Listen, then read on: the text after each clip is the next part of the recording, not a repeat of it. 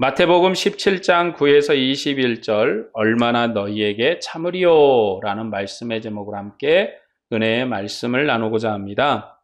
자, 오늘 말씀은 예수님께서 산에서 내려오시는 과정에서 있었던 그 이야기에 관한 말씀입니다. 그러니까 예수님께서 변화산에 올라가셔가지고 거기서 이제 모세와 엘리야를 만나시고 그곳의 별새에 대해서 대화를 나누시고 이제 내려오시는 과정에 이제 그 사건을 다 끝내시고 내려오는 과정 속에서 이제 제자들에게 주님께서 야, 너희가 산에서 본 거를 인자가 이제 다시 죽고 부활할 때까지 말하지 마라.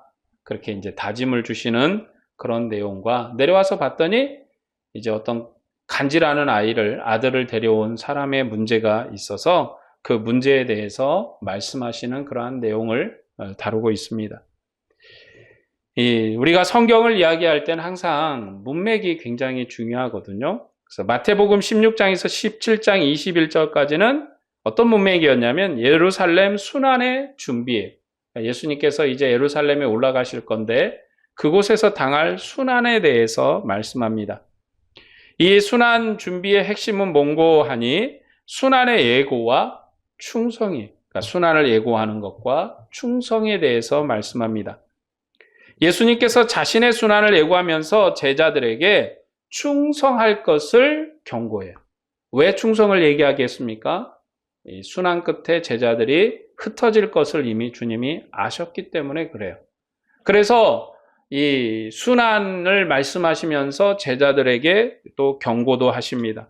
그뿐만 아니라 이 제자들은 예수 그리스도의 가르침을 받은 천국의 서기관들이에요. 그들이 충성스러운 제자로, 충성스러운 성국의 서기관으로 서서 하나님의 나라 일을 해야 되기 때문에 담대하고 충성할 것을 요구하는 것입니다. 제자들은 바리새인과 사두개인처럼 표적을 구하는 자의 교훈을 따르지 말아야 돼요. 예루살렘 당국자에게 순환당하신 그리스도께 충성해야 될 제자들입니다. 예수님께서는 믿음 없는 세대를 책망하시지만 귀신 들린 아이는 고쳐주세요. 그것이 예수님께서 우리에게 베푸시는 은혜십니다. 그러니까 믿음 없는 세대에선 책망하세요. 잘못됐다고 말씀은 하십니다. 그러나 귀신 들린 이 아이는 또 믿음이 없지만 치료해 주세요. 그러니까 마태복음에서는 우리의 믿음이 얼마나 큰가 그 말씀을 하지 않습니다. 왜냐하면 처음부터 패역하고 처음부터 멸망해버린 그러한 나라예요. 이스라엘 나라가 그런 나라예요. 그런 나라에서 어떤 믿음을 찾겠습니까? 그래서 이방인의 믿음이 유대인의 믿음보다 더 훌륭했던 거예요. 이방인의 믿음은 형편이 없는데 이 백부장의 믿음이 더 크고 또 사마리아의 지역의 여인의 믿음이 더 크고 또 가나안의 여러 이방 지역의 사람들의 믿음이 더 큰 거예요. 그럼 반대로 뭐냐? 이스라엘 백성의 믿음은 처음부터 없었다. 그 얘기 없었다. 왜냐하면 예수님께서 오셨을 때도 예수님을 영접하러 나온 이 베들레헴뿐만 아니라 예루살렘의 중요 귀족들도 한 번도 찾아온 적이 없거든요. 되려 헤롯은 예수님을 죽이려고 했습니다. 그래서 주님은 이 믿음 없는 패역한 세대를 책망하셔요. 그러나 여전히 은혜를 베푸시는 주님이에요. 그것이 오늘 우리에게도 참 은혜가 되는 거죠. 왜 은혜가 됩니까? 나 같은, 우리 같은 연약함. 우리를 되돌려보면, 우리를 다시 이렇게 뒤돌아보면 우리는 너무나도 부족함이 많아요. 그런 우리를 어여삐 여기시고 불쌍히 여기시고 은혜를 베푸시는 그 하늘 천국 왕의 은혜로우시고 자비로우신 모습을 우리가 대면할 수가 있는 거예요. 제자들이 믿음이 작은 것과 무능함을 지적하세요. 너희들이 믿음이 없다, 무능하다라고 얘기합니다. 그러나 작은 믿음만 있어도 큰 능력으로 행할 것을 또한 격려도 하십니다. 격려하신 말씀이에요. 그러니까 우리가 어떤 믿음을 가져야 이런 조그만한 믿음만 있어도 이런 큰 능력이 나타난다. 이게 이런 어떤 공식이 아니라 격려하시는, 할 수 있다. 너희도 할 수 있다. 이 겨자씨 한 알만큼의 믿음은요, 작은 믿음만 있어도 큰 능력이 나타난다는 게 그 핵심이 아니라 사실은 격려하시는 거예요. 할 수 있다. 왜냐하면 무능하거든요. 작은 믿음도 없거든요. 그런 제자들을 격려하셔서 이제 너희도 믿음이 있으면 큰 능력을 행할 수 있다. 후에 이제 사도들이 행한 능력을 보면 그들의 믿음에 없음에도 어떻게 큰 능력을 행했는가를 우리가 이제 알 수가 있는 거죠. 자, 본문 9에서 13절 말씀을 다시 한번 보겠습니다. 그들이 산에서 내려올 때 예수께서 명하여 이르시되 인자가 죽은 자 가운데서 살아나기 전에는 본 것을 아무에게도 이르지 말라 하시니 제자들이 물어 이르되 그러면 어찌하여 서기관들이 엘리야가 먼저 와야 하리라 하나이까? 예수께서 대답하여 이르시되 엘리야가 과연 먼저 와서 모든 일을 회복하리라. 내가 너희에게 말하노니 엘리야가 이미 왔으되 사람들이 알지 못하고 임의로 대우하였도다. 인자도 이와 같이 그들에게 고난을 받으리라 하시니 그제야 제자들이 예수께서 말씀하신 것이 세례 요한인 줄을 깨달으니라. 예수님께서 말씀해 주시니까 이 엘리야가 누구냐? 세례 요한이었구나. 그때서 깨달았다는 거예요. 주님은 천국 왕으로서 서기관들에게 천국의 서기관인 제자들을 깨우쳐서 잘 가르쳐서 지도해서 나가서 일하도록 하시는 주님이세요. 자, 본문과 같은 내용이 마가복음 9장에도 누가복음 9장에도 마가복음 9장, 누가복음 9장에도 있습니다. 자, 마가복음은 결론부에서 사람들과 제자들의 반응을 설명해서 강조하는 특징이 있어요. 그러니까 사람들과 제자들의 반응, 그게 핵심이라는 거죠. 사람들은 예수님께서 귀신을 쫓아내신 하나님의 위엄을 보고 다 놀랬다. 다 놀래 자빠졌다. 이렇게 얘기합니다. 예수님께서는 장차 사람들의 손에 자신이 넘겨질 것을 말씀하시고 제자들에게 귀담아 두라고 하셨어요. 그러니까 꼭 기억해라.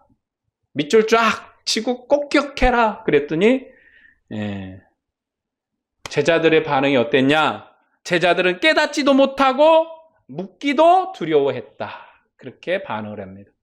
예수님께서 마치 일타 강사처럼 밑줄 쫙 꼭 기억해 해놨는데 제자들은 깨닫지도 못했어요. 그게 좀 뭔 말이야 도대체. 무슨 말을 하고 있는 거야. 그래서 또 이게 무슨 말인지를 다시 물어보기도 무서워했다. 왜냐? 그리스도의 순환이 제자들에게는 숨겨진 일이었기 때문에 그렇습니다. 부활 이후에 제자들이 깨달아요. 왜냐하면 이제 비밀이 다 드러났기 때문에. 여러분, 예수님의 순환은 예수님의 부활까지 감추어진 천국의 비밀이에요. 세상에 많은 사람도 예수님을 십자가에 달고 죽여놓고 다 끝났다고 얘기를 했습니다. 그러니까 세상의 원리로 보면 다 끝난 거죠. 그러나 예수님이 사망을 이기시고 부활하시니까 이게 비밀이었구나. 이게 천국의 하나님의 역사의 비밀이었구나 깨닫는 거예요. 그래서 제자들도 예수님께서 부활하실 그 순간까지 숨겨져 있는 비밀을 깨닫지 못했다는 거예요. 누가복음에서는 예수님의 메시아 함구 명령이 없어요. 그러니까 지금 산에서 내려오면서 이 산에서 본 거 너희가 말하지 마 하고 하는 명령은 없습니다. 대신 제자들의 깨닫지 못함을 말씀을 하세요. 너희는 들어도 깨닫는 바가 없느냐 하고 말씀하십니다. 믿음이 없고 패역한 세대는 하나님의 위엄을 나타내신 예수님을 사람의 손에 넘기는 그러한 세대예요. 순환의 의미를 깨닫지 못한 제자들도 예수님의 당부를 잊고 도망치고 낙심을 할 것입니다. 그러니까 제자들도 예수님이 탁 잡히니까 싹 도망가 버렸던 거죠. 이후에 부활하신 예수님께서 낙심한 제자들을 찾아갔어요. 찾아가서 만나시고 보이시고 부르십니다. 부활하신 주님은 그들의 마음을 열어 그리스도께서 순환과 영광으로 성경을 성취하심을 깨닫게 하시고 모든 민족에게 증인으로 파송하십니다. 그러니까 주님이 이제 부활하셔가지고 제자들을 딱 찾아가니까 그때서 제자들이 깨달음을 얻습니다. 왜냐하면 이제 천국의 비밀이 드러났거든요. 그와 똑같죠. 우리가 요한계시록의 내용을 다 이해할 수 없는 게 왜냐하면 아직 역사 속에 실현이 안 됐기 때문에 그래요. 역사 속에 감추어진 비밀이에요. 그러나 대략의 사건, 대략의 일들은 알 수가 있는데 정확하게 어떻게 나타날 것은 모르는 거죠. 그걸 안다고 한다면, 지금 그걸 안다고 한다면 이미 역사의 시간을 갔다 온 사람일 수도 있는 거죠. 그러니까 한마디로 얘기하면 그건 불가능하기 때문에 이 시대에 그리스도의 일에 대해서 말할 수 있는 사람은 아무도 없다. 그러면서 내가 이걸 풀 수 있다고 말한 사람이 있으면 뭡니까? 다 사기꾼인 거죠. 100% 사기입니다. 왜 사기일 수밖에 없습니까? 시간은요, 거슬러 갔다가 거슬러 올 수가 없거든요. 여러분, 조선시대 사람들이 지금 대한민국 현재 우리 딱 이 시대를 살면 진짜 얼마나 놀라겠어요. 그렇죠? 그런데 오늘 우리 2025년을 사는 사람이 앞으로 한 100년 후에 300년 후에 우리 후손들의 삶을 본다면 우리도 놀래 자빠질 일들이 있을 거예요. 그렇죠? 어떤 상황이 벌어질지 모르지만. 그러니까 여러분, 주님께서 이 제자들이 지금 멍청하고 미련하고 정말 바보스러워서 깨닫지 못하는 것이 아니라 누가복음에서는 아직 때가 안 된 거예요. 아직 때가. 예수님이 부활하시고 그들을 찾아가시니까 깨달은다라는 거죠. 누가복음은 순환으로 성경을 성취하신 그리스도를 증거하는 복음서예요. 누가복음에서 예수님께서는 제자들을 부르시고 가르치세요. 그리고 파송을 하십니다. 왜냐? 성교 복음이기 때문에 그렇죠. 마태복음과 마가복음은 예수님께서 제자들을 가르친 말씀을 서두에서 길게 기록하는 특징이 있습니다.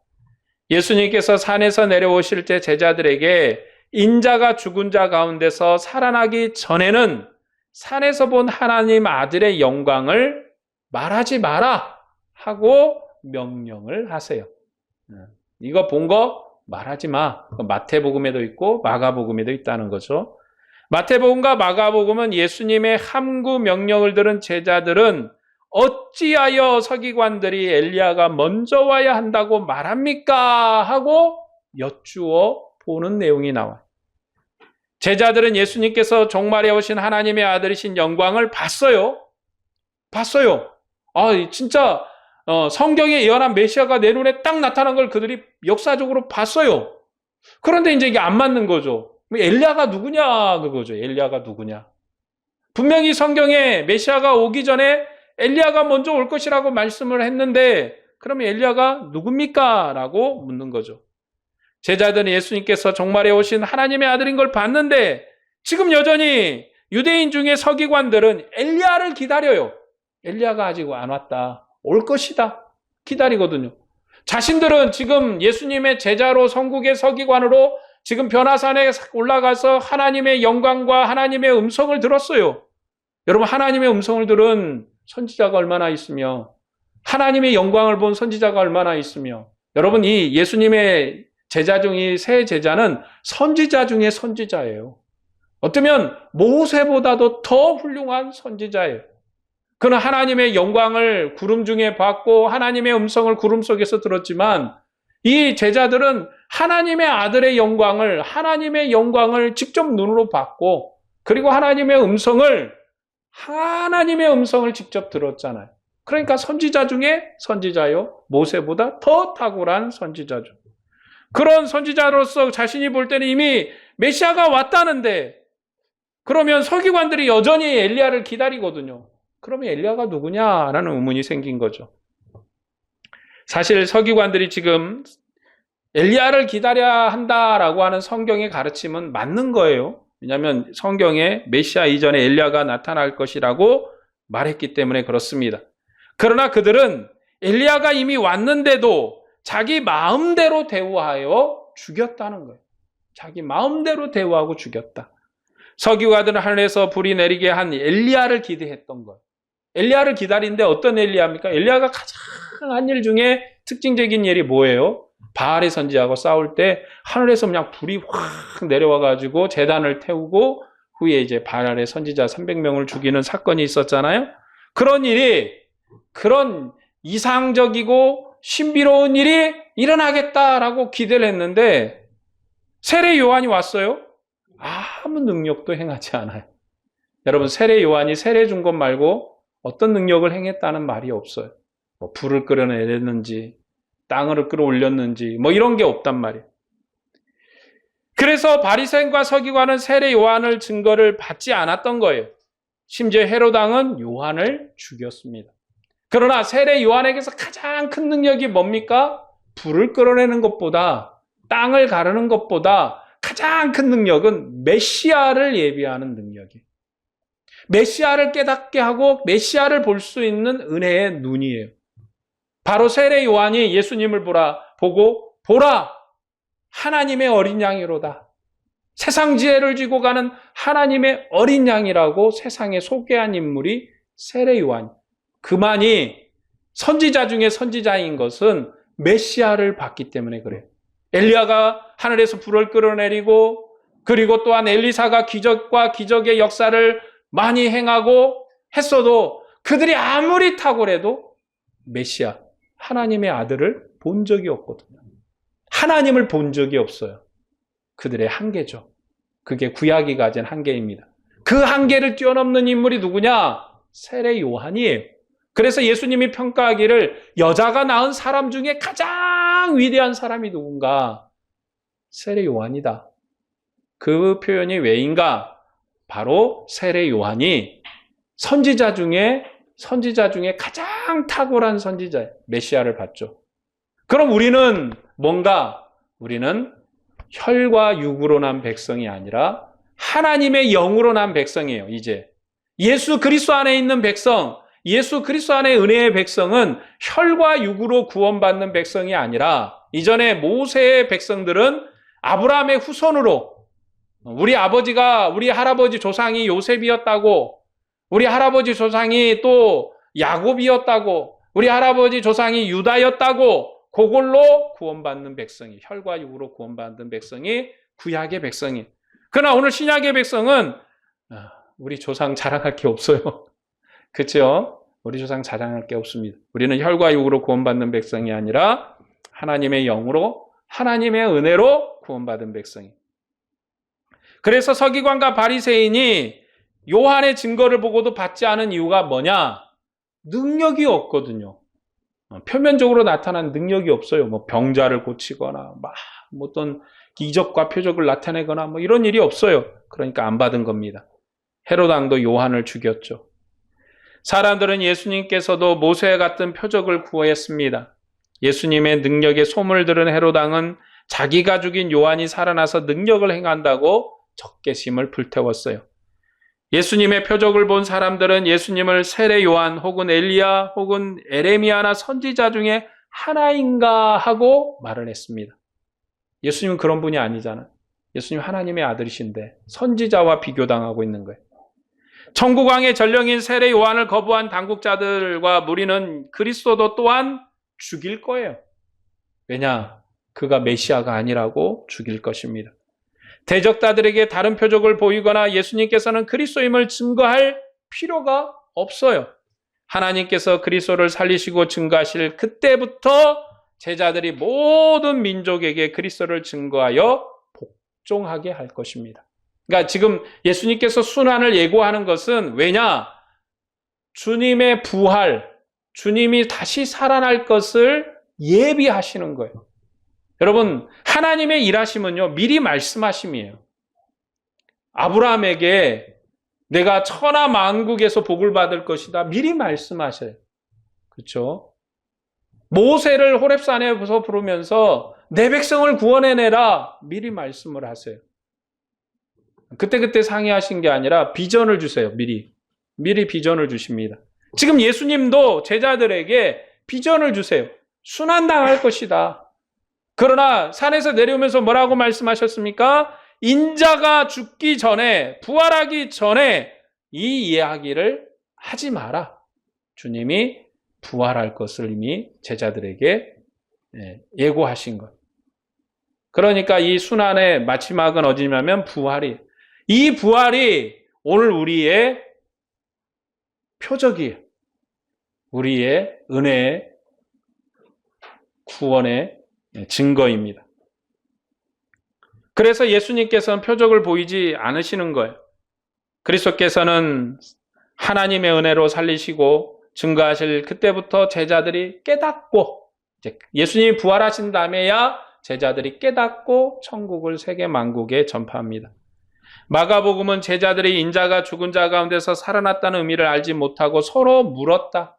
왜 죽었다 살아난다는 거야? 하고 물었다는 거죠. 이는 예수님께서 죽었다 살아난다는 말씀에 제자들이 당황을 한 거예요. 마가복음은 예수님이 제자들과 함께 하시는 능력 있는 하나님의 아들이시며 제자들은 성교 군병이라고 말씀을 합니다. 아직 훈련이 덜 된 군병인 거죠. 마태복음은 제자들이 예수님께서 말씀하신 엘리야가 세례 요한임을 깨달았다라고 마무리합니다. 깨달아야지요. 천국의 서기관이니까. 천국의 공무원이 멍해버리면 백성이 괴로운 거예요. 여러분, 나라 공무원들이 똑똑해야 백성이 편한 거죠. 한마디를 딱 하면 열을 알고 10마디를 하면 100을 알아야 백성이 일하기가 또 서비스 받기가 좋은 것입니다. 엘리야가 이미 왔다는 것을 깨달은 제자들은 그리스도에 대한 믿음은 더욱더 확고해졌던 거예요. 마태복음의 제자들은 깨달아 가르치는 서기관이거든요. 깨달아 가르치는 서기관. 서기관이 똑똑하게 깨달아야 가르치는 것도 잘 가르쳐요. 자, 본문 14에서 17절 말씀을 보겠습니다. 그들이 무리에게 이르매 한 사람이 예수께 와서 꿇어 엎드려 이르되 주여 내 아들을 불쌍히 여기소서. 그가 간질로 심히 고생하여 자주 불에도 넘어지며 물에도 넘어진지라. 내가 주의 제자들에게 데리고 왔으나 능히 고치지 못하더이다. 예수께서 대답하여 이르시되 믿음이 없고 패역한 세대여 내가 얼마나 너희와 함께 있으며 얼마나 너희에게 참으리요. 그를 이리로 데려오라 하시니라. 예수님께서 산에서 내려오시니까 이제 굉장히 어떤 사건이 벌어져 있었던 거예요. 예수님 산에 가 있을 동안에. 어떤 사건이냐면 믿음 없는 그런 사건이 벌어진 거예요. 예수님께서 산에 계시는 동안 산의 아래 상황은 굉장히 황당한 일이 벌어진 거죠.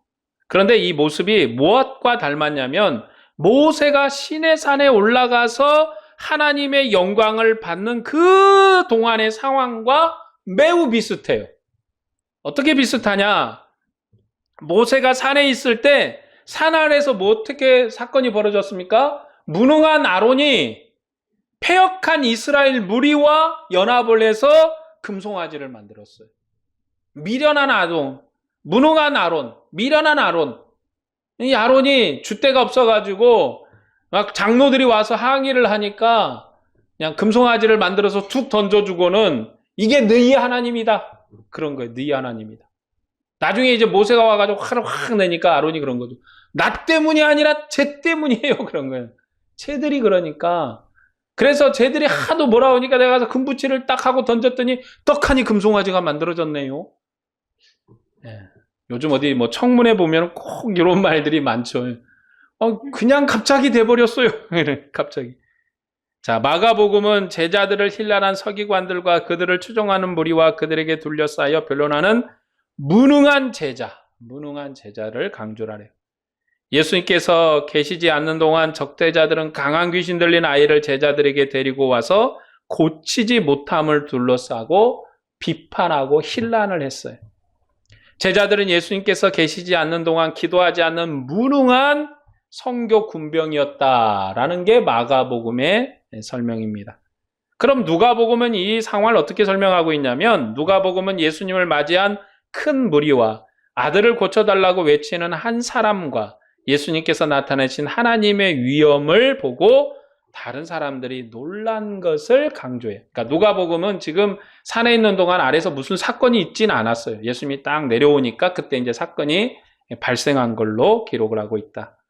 마태복음은 그들이 무리에게 이르렀다. 그러니까 지금 해결이 안 되니까 예수님이 나타나니까 막 왔다는 거죠. 마태복음은 산에서 하나님의 아들의 영광을 본 자들과 산에 있는 무리를 대조를 시킵니다. 그러니까 이게 마태복음은 출애굽기의 리모델링이거든요. 그러니까 출애굽기의 발자취를 따라가요. 그래서 출애굽기의 모습과 비슷합니다. 한 사람이 예수께 나와 꿇어 엎드려 자기 아들을 불쌍히 여겨주시라고 간청을 합니다. 왕 앞에 나와 간청하는 모습이죠. 이 사람의 아들은 간질병을 가지고 있는데 자주 물과 불에 넘어지는 자예요. 이 아들은 물과 불이라는 죽음의 위험에 노출된 아들입니다. 예수님께서는 귀신을 쫓아내시면서 아이의 간질병을 즉시 고쳐주셨습니다. 마태복음은 질병과 귀신의 역사를 연계하여 천국 왕의 권세와 생명 주심을 증거해요. 자, 여기서 지금 핵심은 귀신이 아니에요. 간질병도 아닙니다. 여기서 결국은 나타난 결론은 뭐냐? 예수님은 천국의 왕으로서 권세와 생명을 주시는 주님이시다. 그러니까 여기서 귀신을 연구해버리면 안 되는 거예요. 귀신의 특징이 뭐냐? 물에도 넘어지게 한다. 불에도 넘어지게 한다. 그러면 절벽에서는 안 떨어뜨리나? 나무에서는 안 떨어뜨리나? 네, 여러분, 귀신은 특정 지능, 여기서 귀신의 특징을 얘기하려고 하는 게 아니라 핵심은 뭐예요? 천국 왕의 권세. 우리가 믿는 예수님은 어떤 권세를 가지고 있는가? 어떤 능력을 우리에게 보여주시는가? 우리에게 어떤 생명을 주시는 분이신가를 가르치는 거예요. 그러니까 복음서는 예수님을 가르치는 것이지 귀신을 가르치는 것도 아니에요. 여러분, 그래서 여기서 이거 연구해가지고 귀신론을 만들어가지고 귀신은 어떤 형태가 있다고, 여러분 그거 엉뚱하게 간 거예요. 예수님을 얘기를 해야지. 복음은 예수님을 얘기하는 거예요. 자, 긍휼의 복음인 누가복음은 외아들에게 귀신이 심각한 간질병 증상을 일으키는 것을 자세히 기록을 해줘요. 하나님 아들의 권세 복음인 마가복음은 말 못하는 아주 포악한 귀신이 이 아이에게 있고 고통과 간질병이 반복해서 나타난다. 그러니까 포악하다. 군대이기 때문에 상대도 포악해야 돼요. 그렇죠?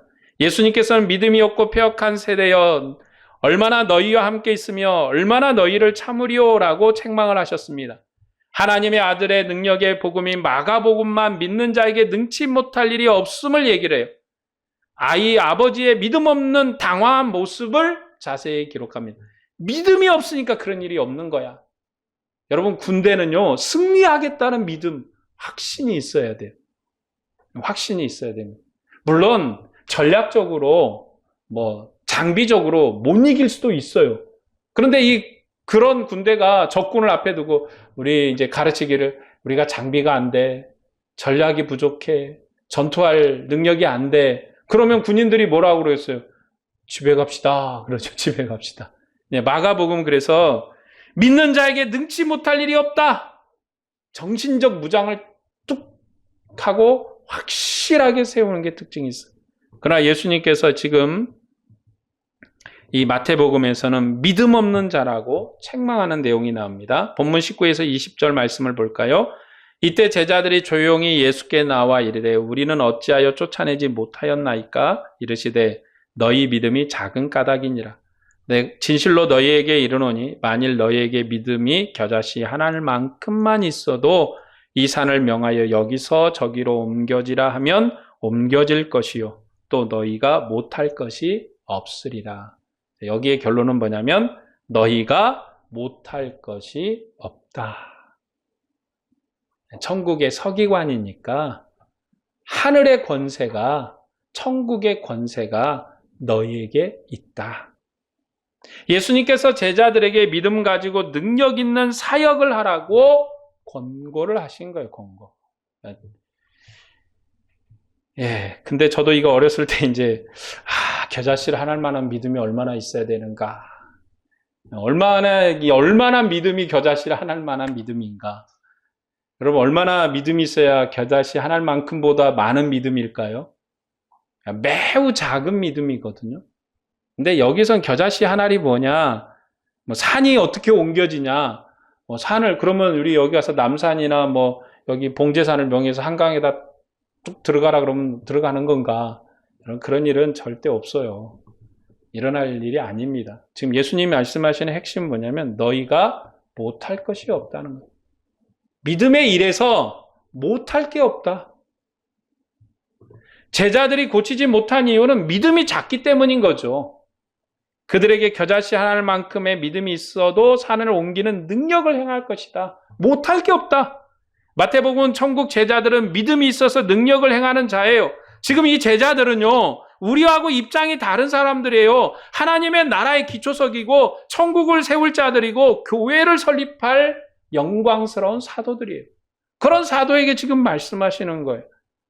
너희가 지금 나가서 천국을 세우면 하나님의 나라가 새 창조의 나라로 든든하게 설 것이다.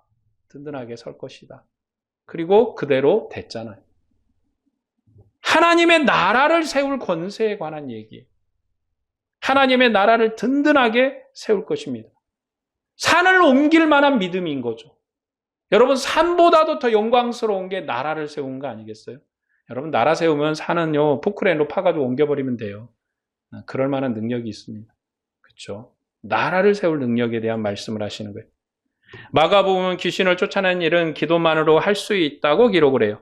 그리스도는 하나님의 능력을 행하신 하나님의 아들이시거든요. 하나님의 나라는 하나님의 능력의 나라이며 하나님은 그 능력을 구하는 자를 통해서 일을 했어요.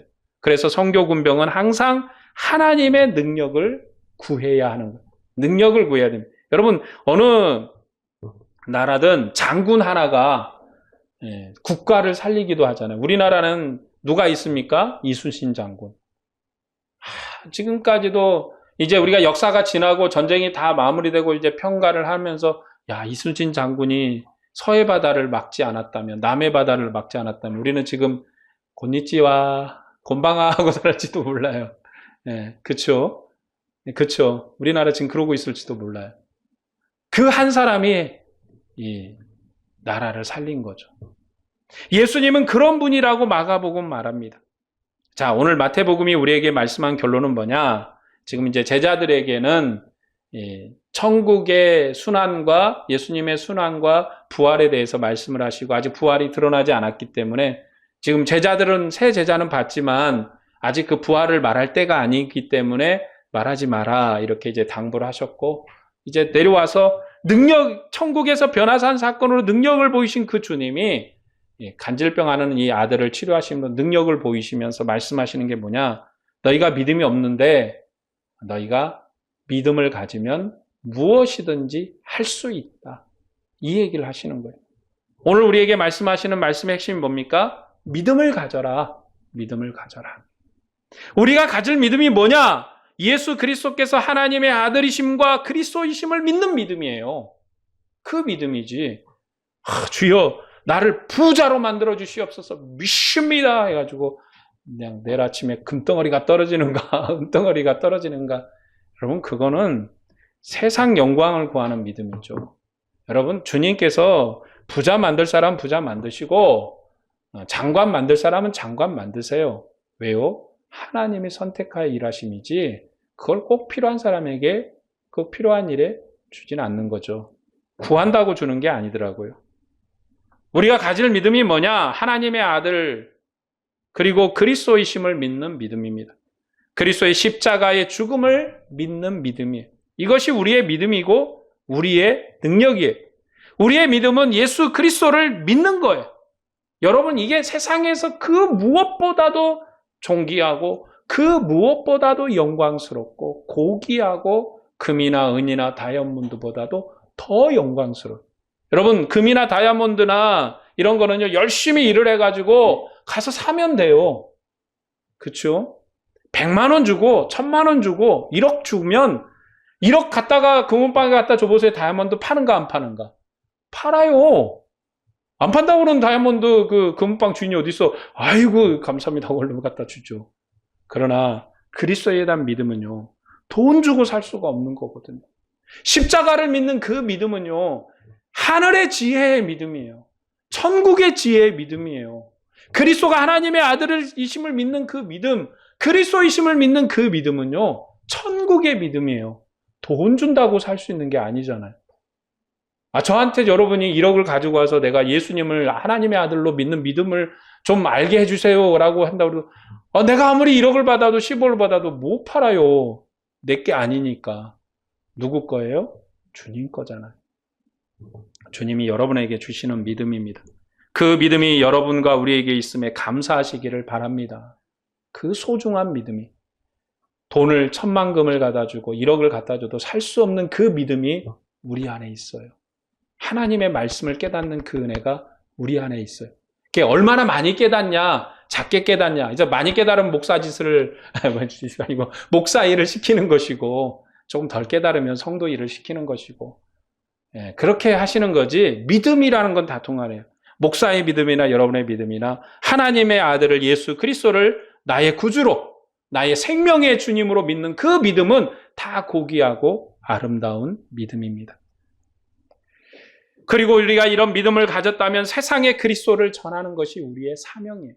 우리의 산서리에서 예수님을 전하는 거죠. 예수님을 믿으라고. 주님을 향한 믿음과 소망으로 사는 여러분에게 주님의 은혜와 평강이 충만하기를 축복합니다. 기도하겠습니다.